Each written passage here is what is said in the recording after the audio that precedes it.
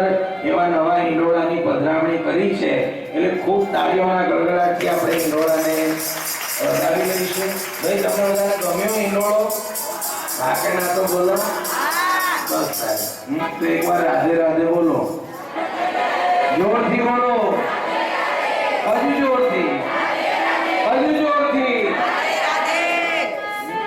લાલો હિંડોળાની અંદર આટલા વર્ષો સુધી ભગવાન આના પહેલા જે યજમાને જેવી ઈચ્છા થઈ હશે એવું પારણું બનાવીને મંડળની અંદર ભેટ અહીંયા આપ્યું હશે મંદિરમાં, અને ઠાકોરજી એટલા વર્ષ એ હિંડોળામાં ઝૂલ્યા, અને મોટામાં મોટો લાભ અમને મળ્યો કે આપણી અહીંયા દેવી ભાગવત કથાનું આયોજન થયું, અને મા અન્નપૂર્ણાને જ્યારે શણગારતા હતા ત્યારે અચાનક જ અહીંના ટ્રસ્ટીઓને લાલાએ પ્રેરણા કરી કે આ મહારાજ આટલું બધું સરસ તૈયાર કર્યું. ભગવાને સ્કીમ આપી કે 15 દિવસ માટે હું જૂના હિંડોળામાં બેસી જઈશ, પણ પછી તો મારે નવો હિંડોળો જોઈએ ને, અને અમુક સમય થાય પછી છોકરાઓ કપડાં માગે કે ના માગે નવા.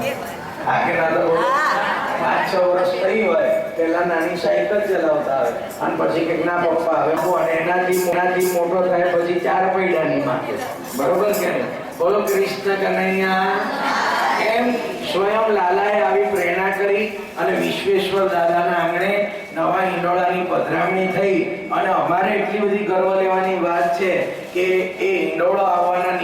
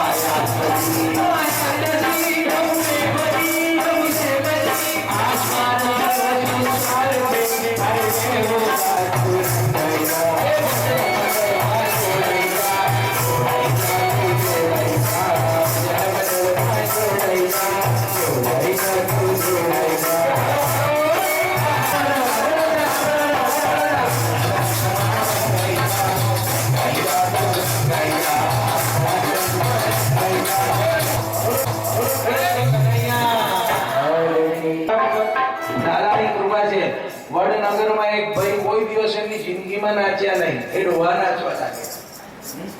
બાપુનગરની અંદર અગરબત્તીના વેપારી મોટા એ કોઈ દિવસ નહીં નાચ્યા, એ નવીનભાઈ નાચવા લાગે કથામાં. એમની બહેનો આવીને કે મહારાજ અમારો ભાઈ આટલો મોટો થયો ને કોઈ દાડો નાચ્યો નહીં, તમારા ભજનમાં કરતાલ પકડીને નાચે. વિચાર કરો. એવા કનૈયાની બહેનાના ઘનશ્યામભાઈ હું આજનો નથી ઓળખતો, બહુ નાનો તો ચડ્ડી પહેરીને અમારે પુલિસ બજાર મંડળમાંથી જનક મારા છોકરાને એના બજારમાં હું ઉભો થઈ નાખું. પુનિત મંડળની તો વાત જ નહીં લાગે, અને ઘનશ્યામ મહારાજની પણ વાત જ નિરાળી. ખમા કરજો.